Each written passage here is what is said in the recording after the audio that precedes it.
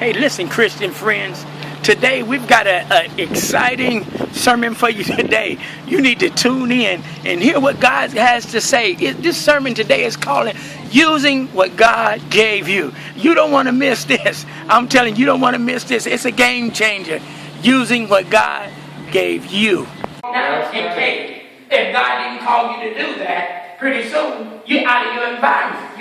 That's why people die. He's the power source of the world. Yeah. When you come unglued with Him, come out that environment, and you know you're supposed to be saved, like we talked about last Sunday. People that know they're supposed to be in the church and don't take them to find time to come to church or to do it, and you trying to run out there with the world and be out there, pretty soon you're going to die. That's right. Because you didn't come loose from the power source of the world. He got that connected with Him, the lifeline. You got to stay connected with Him. When you go too far out, He gives you some room. Yeah. You go too far out there, you know, a lot of times He even got it fixed, but a lot of times when you get a little bit past it, you know, things pull you back. He got it where to snatch you back. Yeah. Because He's still trying to protect you. Right. He don't want you to go outside that, because you know if that's why it's rules and guidelines. In the natural world they got rules, regulations, guidelines. You see signs, certain speed limits, this and that. It's the same way for a Christian. That's right. He got guidelines, principles, statutes, all that for us to stay in. And when you find what God called you to do, as long as you stay in yours. Yeah. Now you might have 2 or 3 of them, but He'll reveal that to you after you. But He ain't gonna do it till you do one. Got to do something. Amen. Some trying to do 5 or 6 of them. That don't work. You know what? It's gonna cross you all up. Yeah. And that's why it says, hear what the Spirit say unto the churches. You can't hear 8 different preachers trying to tell you nothing. Right. Oh Lord. Turn around. The other one say, no, sit down. And the other one say, no, hop. Yeah. The other one say, no, do it. All that's going to do is twist you up. That's right. And you're going to drive yourself crazy. Right. So if you're listening at 4 or 5 things, he said this one said that, you got to focus on something. Because the Bible said you're going to love one and hate the other. That's right. Eventually something's going to be said that you don't like. That's right. So your purpose, God is going to talk to you personally. Amen. It could be a night. How many know God talks best to you at night? Amen. And Satan does too. That's wait till you get right tired and sleep. That's right. See, Satan slipped because he don't want you to know your purpose. God can be telling you, you know, you need to start doing this, and you hear it, and Satan's still there. He's waiting till you start getting sleepy then, halfway in between, and everything, and you're sitting there looking at what's that? Outer limits. Yeah. You're looking at the outer limits, but you're halfway asleep in between, and you see some old furry monster with some head halfway falling off, cut off. And if you go to sleep right after that, 9 times out of 10, when you dream, you be seeing your best friend head falling off, and all this, and then because your subconscious can pick up what you see. God trying to tell you, you know, we gonna do this, and tomorrow you gonna start doing it. But when that's what I'm telling you, both of them start working with you. So that's when they can get some honest stuff out of you. They wake right there. Have you noticed a lot of people about 3 or 2 in the morning start waking up? Man, I don't know why I can't sleep. I want to pray. And God's dealing with you then. Yeah. And He can't do it at 5 o'clock because everything's going on at 5 o'clock. The news is talking crazy. Your neighbor's talking crazy. The kid is acting up. This is going on. You ain't got no gas. The tire's flat. You trying to do this. They cheated you on your check. Only you know he can't get nothing to do this. Because he making you finally decide to turn in. Once you turn in, and if you notice once that good, how many know what that good sleep is? You flip a few times and finally get in that spot. And keep moving that pillow and all that stuff and your legs and that crazy way you sleep. Yeah. And people say, why they sleep? Once you get caught in there like that, good sleeping and start coming in, that's when the Lord start talking to you. And then 9 times out of 10, you don't want to get up. But when you lay there, then He starts talking to you. Yeah, you doing all that stuff. You know you got to go to church in the morning. Now how you going to go? After you done this, you done that. Now, they set the clock back. You going to get up that early?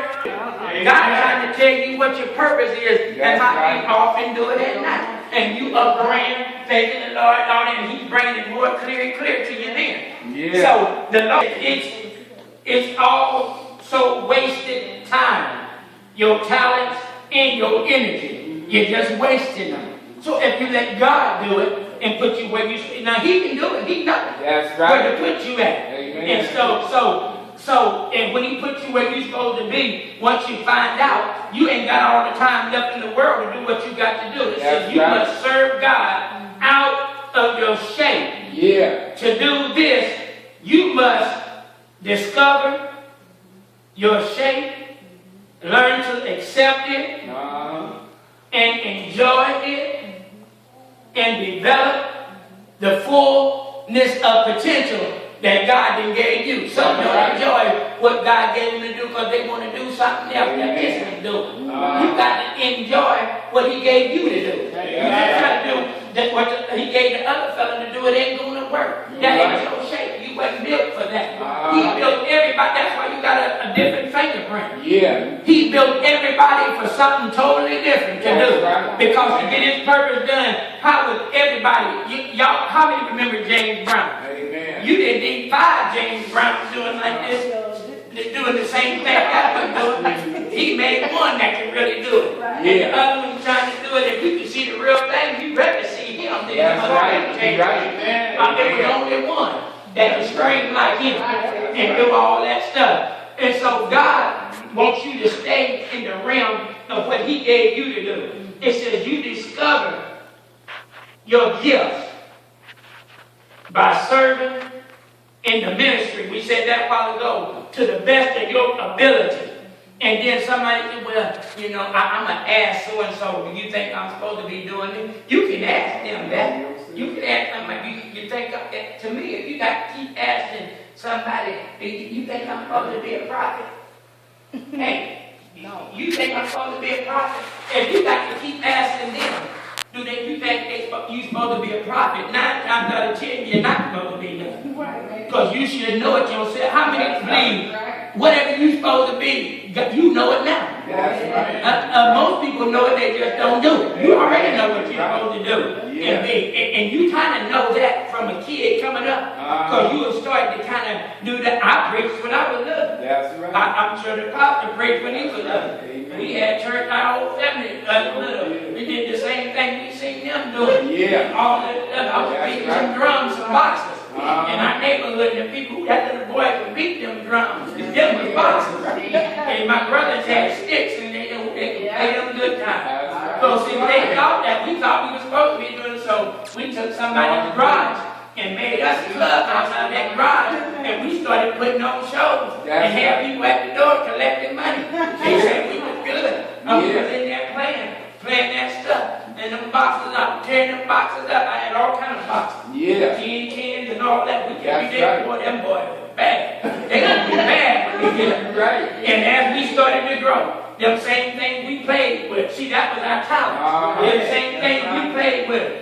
And as we went on, we started to sharpen ourselves in that. But God had already gave us the talent. And them boxes turned into some real drums. And them sticks turned into real guitars. And we started to do that very thing. We do it right there. And with deep down in there, our real purpose was to preach. But we tried to disguise it with some other stuff as we kept going. You know how you do when you get in the world. We kept trying to disguise it. Eventually, it'll poke itself out eventually. You know why? Because you ain't going to be satisfied with what you're doing till the real thing show up. And to make the real thing show up, you got to have a desire, and you got to be tired of being tired. You got to say, how long do you really think you get to keep trying to figure out what you're supposed to do?